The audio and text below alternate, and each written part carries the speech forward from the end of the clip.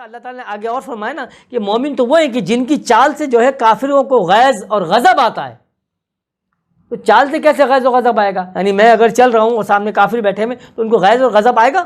وہ ٹھیک ہے جا رہے تھے کہ اسی لیے آج دیکھو کہ آج آپ روزے رکھتے ہیں، کافر کو غیظ اور غضب آتا ہے؟ نہیں، وہ بڑے بڑے افطار پارٹیاں کرواتے ہیں. آپ نمازیں پڑھ رہے ہیں، کافر کو غیظ اور غضب آتا ہے؟ بڑی بڑی مسجدیں کھول رہے ہیں. یعنی قطر میں چلے جاؤ تو قطر کی سب سے بڑی جو بادشاہ مسجد عمر ہے وہ سکھوں نے بنائی. بڑی بڑی اور مساجد ہیں جن کے اندر تعاون کون کرتے ہیں؟ غیر مسلم کر رہے ہیں. تو ان کو آپ کی نمازوں سے کوئی غیظ غضب آیا؟ نہیں آیا. آپ کے روزے سے کوئی، آپ کے زکوٰۃ سے، کسی چیز سے نہیں آتا. تو اللہ فرماتا ہے کہ مومن تو وہ ہیں کہ جب وہ چلتے ہیں تو ان کی چال سے کافر غیظ اور غضب کھاتے ہیں. تو وہ غیظ اور غضب کہاں ہے؟ نہیں آیا نظر. تو اس کا مطلب ہے کہ ہماری وہ چال نہیں ہے، یا ہم نے اس چال کو نہیں سمجھا جو اللہ ہم سے مطالبہ کر رہا ہے.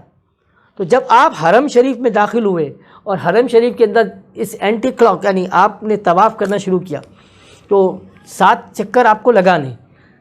کیونکہ 7 چکر کیوں لگانے بھائی؟ تو اس کی کئی معاملات ہوں گے، لیکن جو ہمیں سمجھ میں آتا ہے کہ اللہ تعالیٰ نے 7 زمینیں بنائیں، 7 آسمان بنائے. انسان کی جو کھال، ہڈی، گوشت، خون، گودا اس کو ملائے تو اس کے بھی 7 طبقات ہیں. اسی طرح روحانیت کے اندر بھی 7 طبقات ہیں. پھر ابراہیم علیہ السلام نے اس کی بنیاد کو قائم کیا نا. تو یہ ابراہیم علیہ السلام نے اس کو بنایا نہیں. یہ نہیں کہا جا سکتا کہ سب سے پہلا گھر اگر ابراہیم علیہ السلام نے، ایسا نہیں ہے. اللہ تعالیٰ نے کیا فرمایا کہ ہم نے ابراہیم علیہ السلام کو حکم دیا کہ اس کے قواعد کو تیار کریں.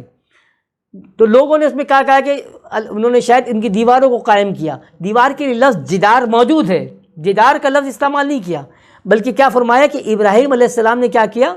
اس کے قواعد یعنی قانون مرتب فرمائے. کیونکہ یہ گھر تو بہت پہلے سے موجود تھا، بہت پہلے سے موجود تھا نا. جب ابراہیم علیہ السلام آئے تو رینوویشن ہوئی، دوبارہ سے تعمیر ہو رہی ہے. اور اللہ نے فرمایا کہ اے ابراہیم اس کے اب قواعد بھی مرتب کرو، ان کے اصول بھی مرتب کرو. پھر اللہ فرماتا ہے کہ اب لوگوں میں حج کی ندا دو. اب حج کی ندا دو تو ہم یہ بولیں کہ اگر حج صرف عبادت کا نام ہے تو عبادت جو ہم کرتے ہیں وہ صرف مسلمانوں کا حق ہے، اسی لیے صرف مسلمان کر رہے ہیں. مگر اللہ نے تو کیا کہا کہ تمام انسانوں کو حج کی ندا دینی ہے. تو تمام انسانوں کو حج کی ندا کیسے دیں گے پھر آپ؟ کہیں حرم شریف میں نہیں آنے دو، ان کو مشرکین کو نکال دو. مشرکین کو تو نکال دیا، لیکن کفار ہیں، سب کچھ ہے، ان کو کیسے کیا کرنے ہیں؟ تو آپ پھر کیسے ان کو ندا دیں گے؟ کیسے ان کو بلا رہے ہیں آپ؟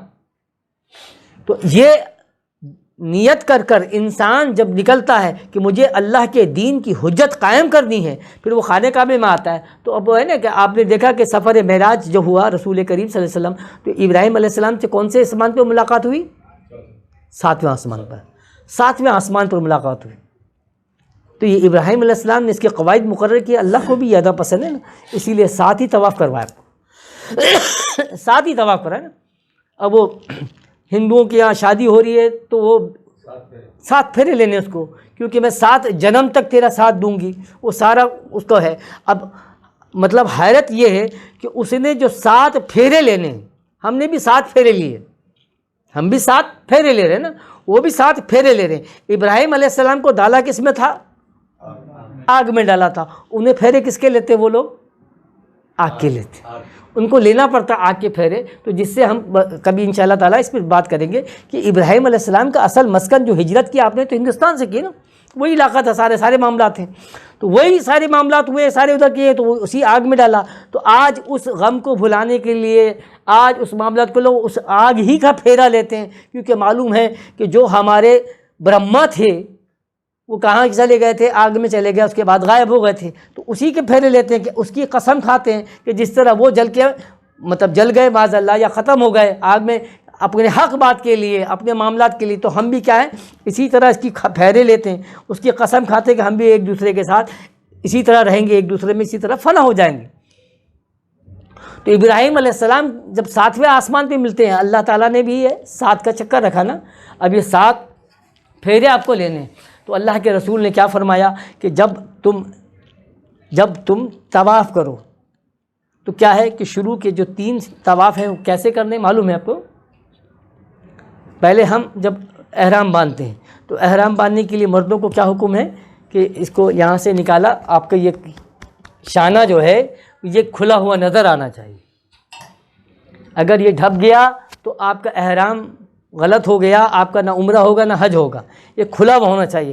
پھر اللہ کے رسول نے فرمایا کہ جو شروع کے 3 چکر جب آپ نے لگائے تو آپ نے کہا کہ ایسے اکڑ اکڑ کے چلو۔ اللہ کو دنیا میں کسی معاملات کے اندر پسند نہیں ہے یہ اکڑ، کہ انسان اکڑ کر چلے، مگر جب حالت احرام میں ہو اور اگر وہ اکڑ کر نہیں چلتا تو پھر وہ اس کے معاملات خراب ہو جائیں گے۔